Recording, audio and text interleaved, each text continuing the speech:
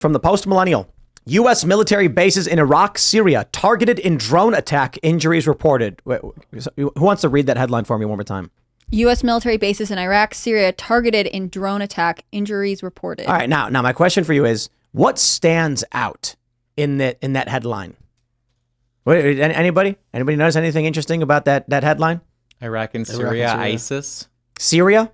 U.S. military bases in Syria? But why are we there? That's right. Everybody knows about Iraq and Afghanistan and complained about it, and somehow we ended up in Syria. And now there's drone attacks on them, apparently. The DoD announced that multiple U.S. military bases in the Middle East have been a target of drone attacks as a result of the escalation with the Israel-Hamas war. The DoD did not reveal the damage done to the bases, but confirmed the U.S. service members sustained minor injuries from the strike attacks. So far, drone attacks have occurred on the U.S. military bases in Iraq and Syria. I love that one. So, we're under attack. I don't like to say that because I don't like all the foreign intervention stuff. But if U.S. assets, military bases are being attacked, the only thing separating us from World War III is the moment when our politicians decide to say the words. Mm-hmm. Because if we're deploying our troops into the region around in the Mediterranean around Israel, if we've got everything, we got troops deployed to Europe, we're involved in Ukraine, and our bases are being attacked.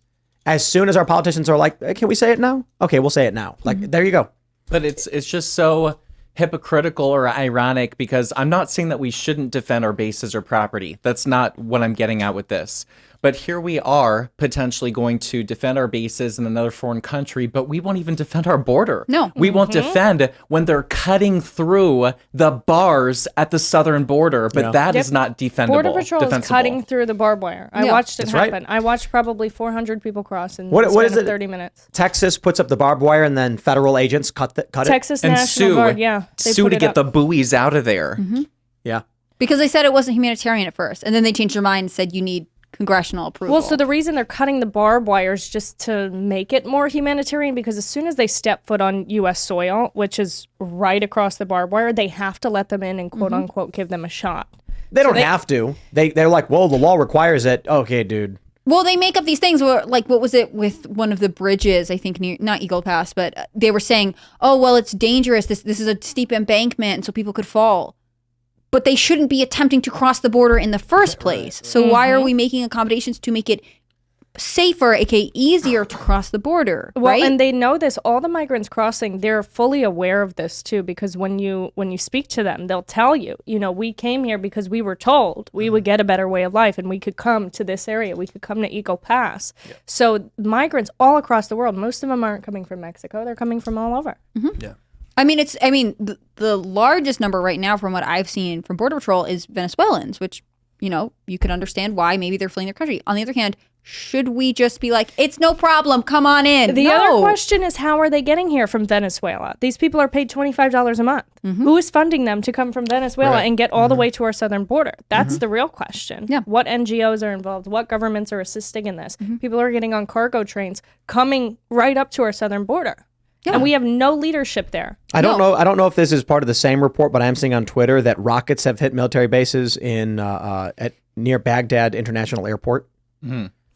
Of course they did. When you look at the rhetoric and the discourse outside of America, everyone is saying this is the responsibility of Israel and America. This is the responsibility of Ukraine and America. It's all, America's intertwined with all of these feuds. Of course, someone's going to do something eventually. Yeah. Well, and to Scott's point, if you lived in a dangerous neighborhood, you would lock your door, right? If we know we're on the brink of global crisis, obviously I think we should have secured the border a really long time ago. This is basic in 101 how to maintain your country, right? But they didn't. And now that we are on the brink of war on several fronts, why are we not number one securing our own border? Why was that not why did Joe Biden not mention that during his speech? Why is it about what's happening somewhere else when he's not ensuring that the people here are safe first? Mm-hmm. It's not that you can't have compassion for loss of life anywhere else. It's not that you can, we can debate what involvement we should have, but ultimately the first thing he should do is say, we are making sure the border is secure. You have more and more people every day who hate America because of how involved we are everywhere else. And we have our fingers in every pie. And we have record border crossings. We have estimated 270,000 migrants encounters. Yeah. Well, just last month. That's in September. In a month. One month.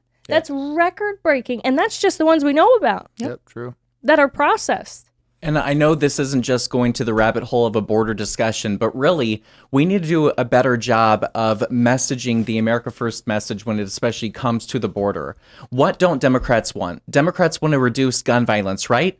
Guns are trafficked in and out of the United States because of the open border.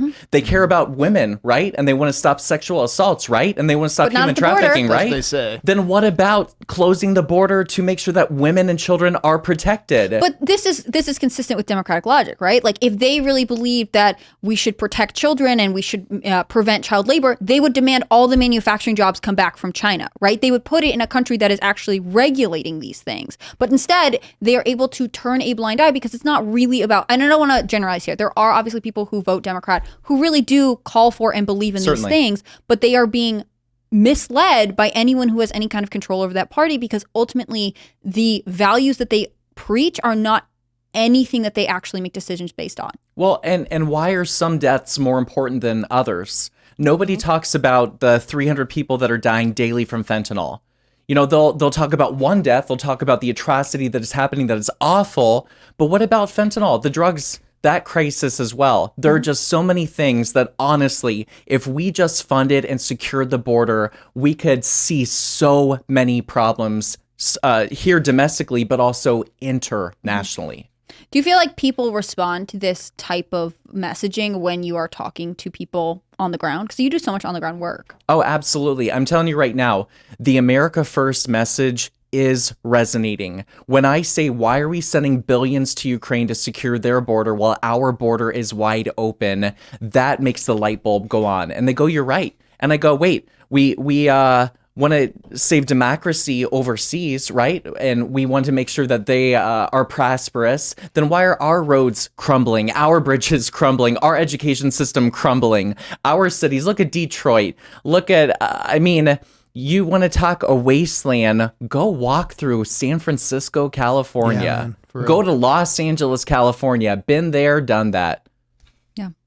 But people seem to think if we vote another Democrat in these cities, that it will happen again. I mean, this is what happened in Chicago, right? Chicago's crime went up. They voted a more intense leftist in. I don't understand.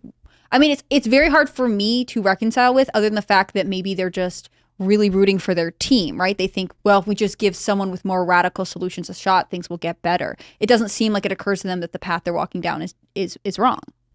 Well, I think there is a realignment going on. I don't know if we wanted to go straight into politics, but I will tell you, we just had a gubernatorial election on Saturday, October 14th in Louisiana. And an important statistic for you guys is 12% of the black community voted for Republican Jeff Landry for governor. And furthermore, there's a place called Shreveport. You got New Orleans, you got Baton Rouge, you got Shreveport. Those are like the top Democratic majority minority areas. Well, actually, Caddo Parish voted for Jeff Landry. And recently they just elected a Republican mayor. What's the shift? What was the percentage of black voters for Republicans previous to this? Well, let's put it this way. They didn't have, for the last 20 years, a Republican mayor. It had always been Democratic. It just changed over in Shreveport. And John Bel Edwards was the only Democratic governor in the Deep South, basically. Correct. So now Louisiana, which votes red, it's, as far as I know, it's gone for Trump every year. It is now dominated by a complete Republican majority. I mean, they have control of the House and of the governorship.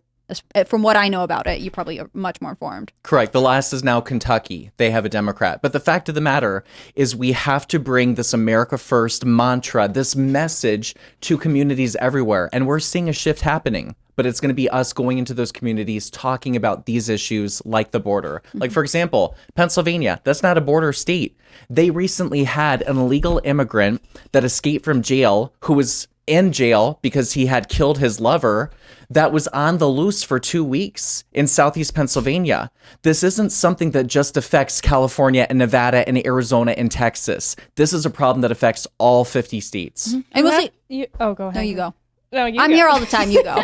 You have to give them a reason to care, though. And I think that's been such a great failing of the RNC and NRCC for not paying for ads to make the issue of the border and make the issue of immigration too big to ignore so that you can have that national America First messaging everywhere. Because in certain areas, like, unless they hear the message, unless you give them a reason to care, that messaging won't work in a lot of local areas unless you bring it to them. Well, and furthermore, one more point, and I'm belaboring this, but this is like my number one issue of why I do what I do. Look at New York with the migrant crisis that's happening right now. American citizens, veterans that have served our country, that are giving us this opportunity to have this free speech right now, are being pushed out for illegal immigrants. And I want to be on the record and say this loudly and clearly, that Democrats choose illegal immigrants over black, white, and brown American citizens. And that is the message that we also need to nationalize. That on Long Island, in Manhattan, everywhere across the country, look at California, Massachusetts, where they're going to give college tuition to illegal aliens and not American citizens. Oh, okay. Yeah. Can we say shout out to Texas, though? Because this would not be happening. That conversation would not be happening in New York, where I live, unless they started busing those migrants, saying, you know what, you want to take them? Then take them. And several other states, too, have started joining in. I can't remember which state. Arizona does it. Yeah. I mean, obviously, we had Florida with Martha's Vineyard. The thing is, though, the majority of the number of migrants that those states have bused does not compare.